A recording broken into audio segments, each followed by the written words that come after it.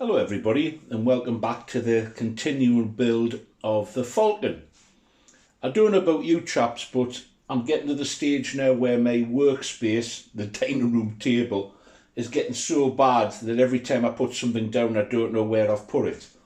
But nevertheless, I've got a couple of little jobs I need to do before I tidy it up to start again.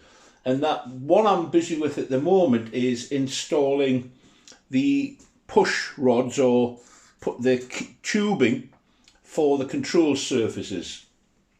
I've actually sorted out the exit point, which is always, I think, the most difficult. They've been put in, and I'm now putting some bracing along the structure so that they don't flex. Cable push rods only work effectively if the outer cable doesn't move around, and to help achieve that, what I'm doing is I've cut out some cross pieces that actually go on these diagonals which are internal to the longitudinal stringers, and what I'm doing is I'm holding these on a nice steady run without kinks, marking on the position of the tube. And then what I'm doing is I'm taking a wrap file and I'm putting in a groove for them to sit in. And I think it's the nature of the plastic that's used. When you add a touch of super glue, it grabs instantly to the outer sleeve, the outer tubing. So I'm just making sure that they're about the same. So I need to do another groove at 2 centimeters in this case.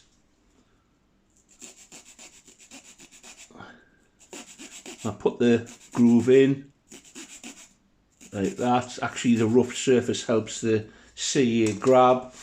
And then what I need to do is slide that into position. Check that the run looks about right, it doesn't look tortuous in any way, and I'm going to add a touch of CA to there and a touch of CA here to hold it still. That's got a grip, some on this side, and then this last tube, put it into position and dollop some super glue on there.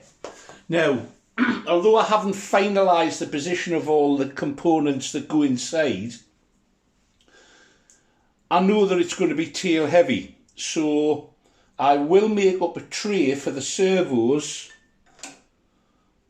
and they're going to go basically as far forward as I can take them. I'm not going to do the final trimming of these inner tubes yet, but I need to get this part all secure because I am going to start covering. Somebody pointed out that the CG would keep on changing, and especially with the wings, because 2/3 of the wing sits behind the CG. Now, while that's correct, a little bit of my old physics back to my youth tells me that if, for example, the CG is there, although there's weight behind the CG, it doesn't have anywhere near the impact as a small amount of weight at the tail of the model would make. So I'm well aware that there's going to be more weight added to the rear when it's covered. However, because it's so close to the fulcrum point, it's not going to have as much of an impact as a small amount of weight at the rear of the model.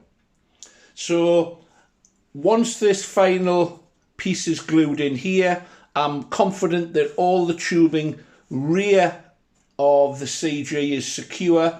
Everything inside is going to be loose for the final fit, but I can then push on next week and actually start covering the fuselage.